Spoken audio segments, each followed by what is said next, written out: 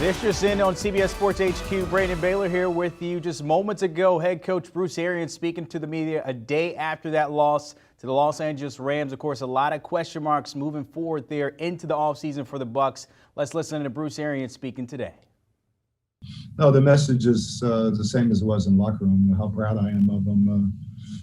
Adversity that we had this year, and just watch different guys step in and step up and seize opportunities. I mean, it's very gratifying as a coach. And you're going to have a much different team. Obviously, the NFL, that's the nature of it, right? But for you in particular, the Bucs, with so many free agents, whether it's on the offensive line with Kappa and Jensen, or Chris Godwin, the defensive backs, Carlton Davis and others. Do you think you see this as sort of a rebuild in some ways, or just how do you assess what the job will be in the offseason? The reload, like it is every year. For us, free agency will be our guys, and see how many that we can get back, and then build the team from there. Always look forward to that part of it, and the draft. So, yeah, each year is so different and so new.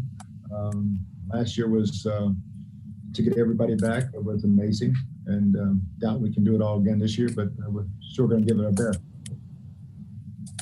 Elaine. Hey, Coach. I know you've always been really open with us about things that you've learned, even as a coach.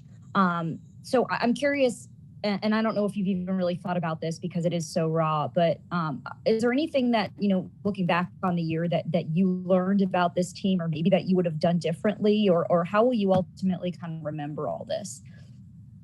About the only thing I've done differently was play the last 40 seconds different yesterday, because the rest of it is what it is. You come to work each day and there's challenges. You meet those challenges, and this team did that. So, and this coaching staff did it. So, yeah, I mean, there's no regrets of any kind. Would I do differently? No. I played the last 40 seconds maybe better yesterday, but other than that, no regrets. And you mentioned the last 40 seconds, and you talked last night already about the all-out blitz, and there's some folks that are criticizing it, but you've also said, hey, like, not everybody was on the same page. Not everybody got the call. So what would you kind of say to those folks? Because it's an aggressive defense, and a lot of times that aggression has generated positive results for you guys. Yeah, it's who you are. I mean, no regrets. And I think everybody did going back, looking at it, we didn't have, everybody got the call. I was wrong about that. They all got the call. We had Sue come up the middle. We just got to cover better in that situation when we're going after the quarterback. They don't need like possibly 12 yards for that field goal. So I don't question that call whatsoever. But when we do that, we got to get to the quarterback. Thank you. Hey, Bruce, we talked to Levante last night, and he mentioned first that he thought this was one of the tightest, closest locker rooms he's been a part of. He also used the word turmoil, and I wanted to ask you if you think that's an accurate word for just some of the distractions and some of the non-injury adversity you guys dealt with this year. Yeah, I guess you'd have to ask him, what he meant with turmoil. I'm guessing it was what you just said. All the injuries and the different bodies each week, putting game plans together for different corners every single week defensively, offensively the same thing. So as far as the locker room, yeah, this is probably the tightest locker room I've ever seen. Bruce, you'd mentioned last night, obviously Tom's decision is completely up to him. Do you have any sense in terms of what the reasonable timetable is for when you'll know if he's back or not this coming season? No, I haven't talked to him yet, and but I'll take all the time he needs, and we'll see. Thank you. Joey Knight. Coach, everybody knows what the goal was for this season, but how will you look back on 2021? Will you still look on it as a successful season? Yeah, I think with everything that went on this season, it's never success unless you're putting rings on your finger and confetti's coming on your head. But that only happens for one team. And but I'm very, very proud of this team. We did not reach our goal, but I like the way we fought to get there. Scott Reynolds. Bruce, there was a report that Tristan Wirfs needs to undergo surgery to repair tendon damage in his ankle. Can you confirm that report? And if true, what is the timetable for his recovery? Is it going to keep him out of OTAs? They would definitely keep him out of OTAs if that's the case. But I don't think that decision's been made yet. I mean, he's looking at his options. That's one option. So I haven't talked to the doctors yet, but he is looking at two different options. And then Leonard Fournette took a major step forward in your offense this year, kind of picking up from where he left off in the postseason in 2020. What's the level of importance in bringing him back, given how much he can help you, not just as a runner, but also as a receiver and pass protection? Yeah, I mean, he's one of the top guys that of that big ass group that we've got free agents, and we'll sit down this week and start prioritizing and see whose paychecks are what, and it's going to be a while before we see what other offers are out there and everything else. Steve Isbitz. Coach, after the dust settles over the next day or two, do you pick up the phone to the GMs or owners of the teams that interviewed Byron Leftwich and Todd Bowles and sort of give your best endorsement of your guys? If they would ask, but they're not going to ask, and I'm damn sure not calling them. And if Coach Leftwich were to move on, would you consider calling plays next season, or is that completely off your coaching plate at this point in your career? No, it would be there will be a really good chance, yes. John Romano. Hey, Bruce, everybody is kind of focused on the final pass to Cooper Kupp on that drive.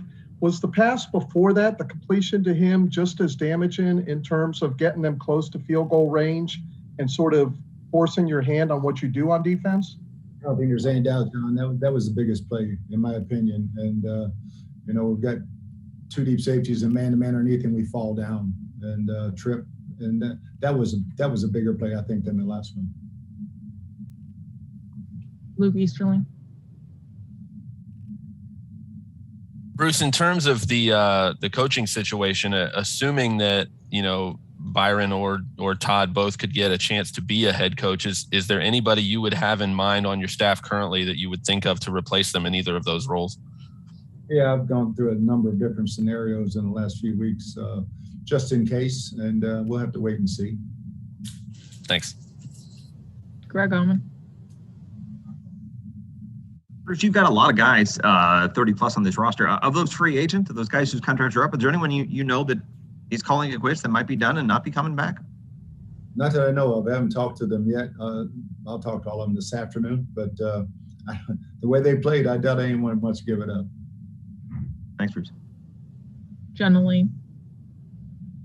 Hey, Coach, back to your response to the question about the play calling.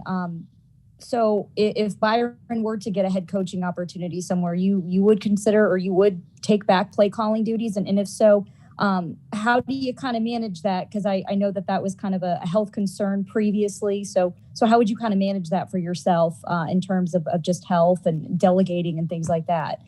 Yeah, it would be a number of different things. Just who is on the staff and what we're doing, how we're compiling it, and doing the meeting each day and all those type of things that go with it. I wouldn't be doing all of that. So it's just a matter of who and what happens in the next few weeks, how we put that staff together. And I know there's uncertainties at the quarterback position, and you're going to give Tom all the time he needs. But you just mentioned kind of having some contingency plans in mind for if you lose either of your coordinators. But will you be kind of going over possible contingency plans this offseason as well if Tom doesn't return? Yeah, we do that with every position. So quarterback, obviously, you start there. And, again, see where we're heading and wait and see what Tom does. But we'll be doing our homework that's for sure. Rick Stroud. Bruce, along those quarterback lines, do you think if Tom were to not play anymore, do you think there's a better than average chance your next quarterback's already on your roster? I'd be comfortable with Rick if it is.